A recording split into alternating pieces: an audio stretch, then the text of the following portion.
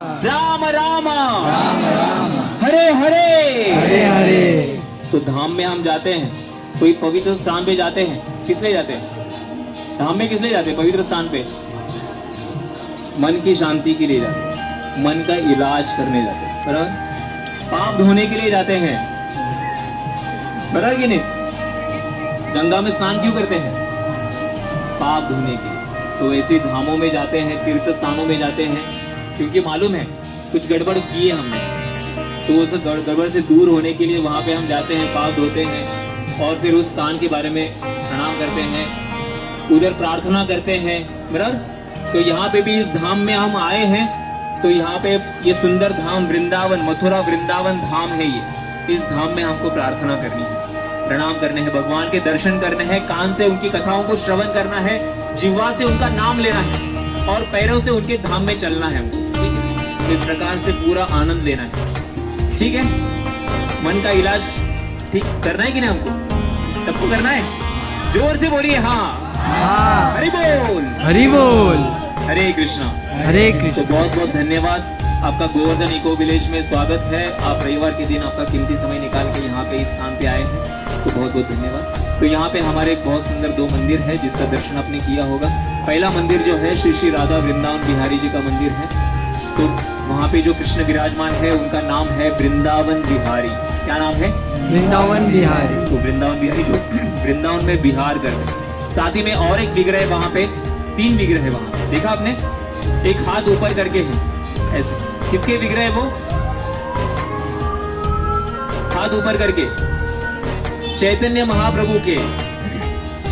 चैतन्य महाप्रभु जो गौरांग महाप्रभु के भी नाम से जाने जाते हैं। तो द्वापर के अंत में स्वयं कृष्ण भगवान अवतरित हुए थे। 5000 लगभग 5000 से ऊपर समय हो गया। तो कृष्ण भगवान आए थे, तो कृष्ण भगवान अवतरित होते हैं और कुरुक्षेत्र का जो युद्ध है तो धर्म और अधर्म का युद्ध है और वहां पे धर्म की जीत दिलाते हैं।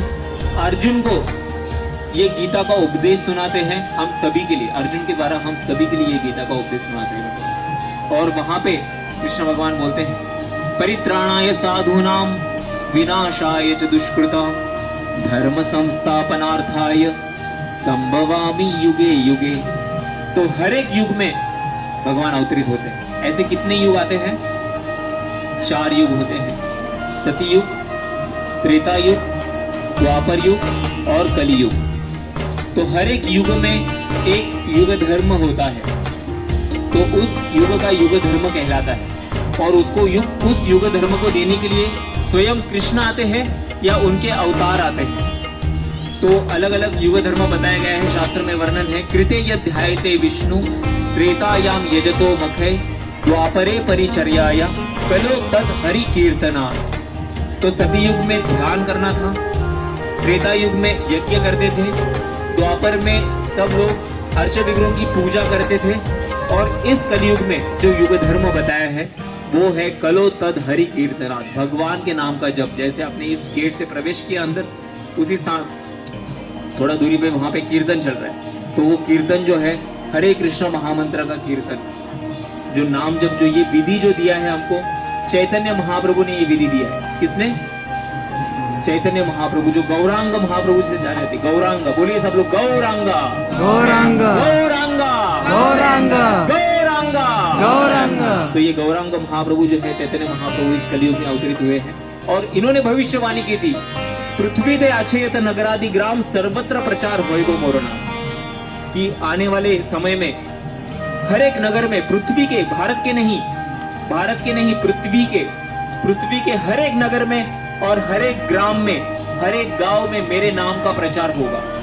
और आज हम देखते हैं श्रील प्रभुपाद जी, जिनकी बाहर में अपने विग्रह देखे होंगे, तो ये प्रभुपाद जी की कृपा से पूरे विश्व में आज ये हरे कृष्णा आंदोलन, इस्कॉन जो है, इनका मंदिर वहां पे है और ये जो गीता भागवत का प्रसार जो है, प्रचार जो है, सब जगह हो रहा है। ये सनातन धर्म का प्रचार पूरे विश्व में हो रहा है और चैतन्य महाप्रभु ने जैसे जिस प्रकार से भविष्यवाणी की थी, उसका ये नाम जो है सब जगह फैल रहा है। सब लोग ये सनातन धर्म को, शिक्षा को स्वीकार कर रहे हैं। कोई जात, कोई प्रांत, कोई सब भेद जो है उसको भूल के लोग इसको स्वीकार कर रहे हैं अपने जीवन में। तो इस प्रकार से बहुत सुंदर ये प्रभुपाद जी की कृपा है आज।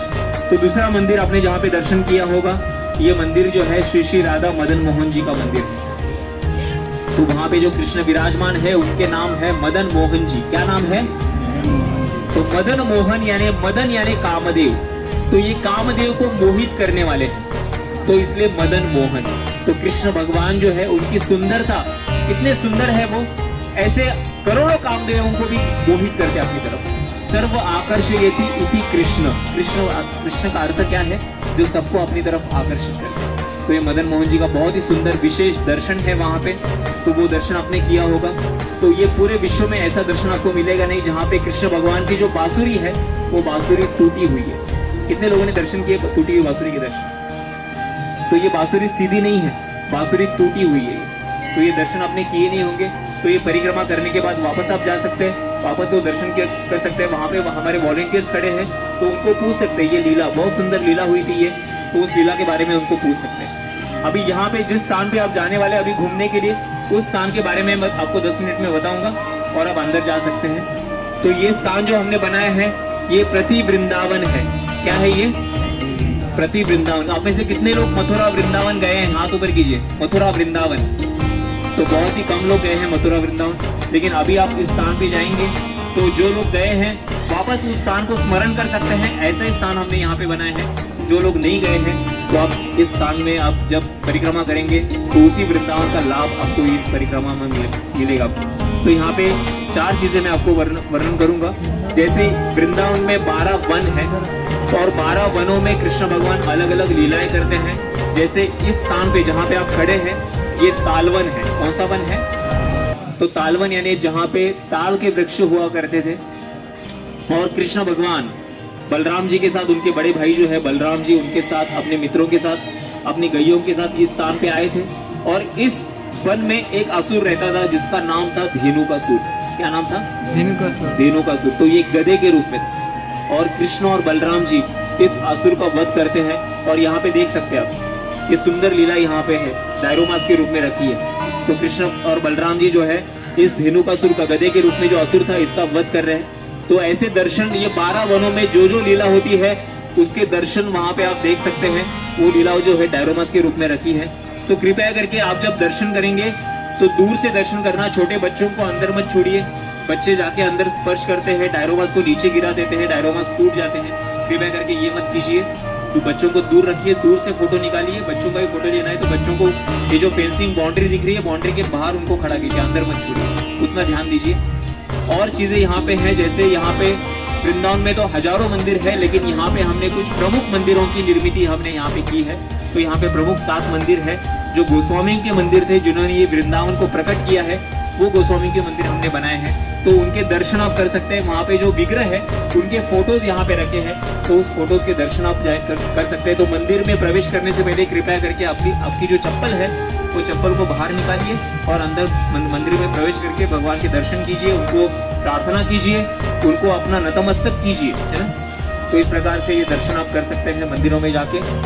तीसरी चीज, यहाँ पे गोवर्धन पर्वत हमने बनाया। कितने लोगों ने गोवर्धन पर्वत की परिक्रमा की है ओरिजिनल?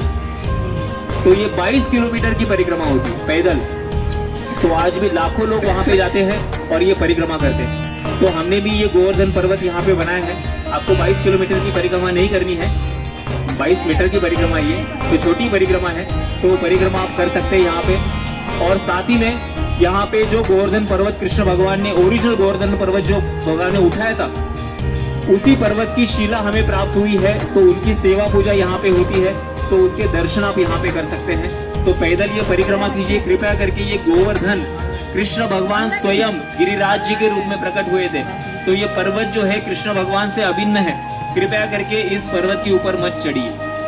आपके पैर, आपके चरण जो है ऊपर मत लेके जाइए, नहीं तो अपराध हो जाएगा। तो जो पाथवे है, पाथवे के ऊपर ही चलिए। ये गोवर्धन की परिक्रमा कीजिए और भगवान की आराधना कीजिए, भगवान को स्मरण कीजिए, सुंदर दर्शन कीजिए वहां पे। इसके अलावा यहाँ पे जो है यमुना नदी हमने बनाई है, जो वृंदावन में यमुना नदी है, उस नदी के दर्शन और कुछ कुंड भी बनाए हैं। तो कृपया करके ये यमुना नदी का जल, कुंडों का जो जल है बहुत ही पवित्र जल है। आप अंदर पैर मत डालिए। तो बहुत बार लोग पैर धोने के लिए अंदर जाते हैं, लेकिन उसमें प्रवेश मत कीजिए, पवित्र जल है ये। आपको अगर वो जल को आपके सिर पे लेना है तो सीढ़ी से उतर के बिना पैर पानी में डाल के आप कुछ बूंदे आपके सर पे ले सकते हैं। तो इस प्रकार से ये पूरी वृंदावन की परिक्रमा कर सकते हैं। तो कृपया जो पाथवे है वो पाथवे के ऊपर ही चलिए, लॉन के ऊपर मत जाइए। जो भी आपके हाथ में बैग में जो कचरा है वो कूड़ा दान में डालिए, इधर उधर मत कीजिए, ठीक है। और इस स्थान पे आप आए हैं तो प्रार्थना करते हुए जाइए, क्योंकि ये भगवान का सर्वोच्च धाम है। देवी महेश हरिधाम सुतेषु तेषु। तो ये हम जहाँ पे रहते हैं इस भौतिक संसार में, इसको देवी धाम कहते हैं। कौन सा धाम कहते हैं? देवी धाम, क्योंकि इस धाम की जो अधिष्ठात्री देवता है वो है दुर्गा देवी। इस देवी धाम के परे और एक धाम है, जो धाम है महेश धाम, जिसको कैलाश बोलते हैं। तो वहां पे कौन रहते हैं? शिव जी रहते हैं, महादेव जी रहते हैं वहां पे। और इस कैलाश धाम के ऊपर हरि धाम है, जो जिसको वैकुंठ कहते हैं, जहां पे कृष्ण भगवान अपने अनेक अवतारों के साथ रहते हैं। तो वो वैकुंठ है। और इस वैकुंठ के भी परे कौन सा धाम है?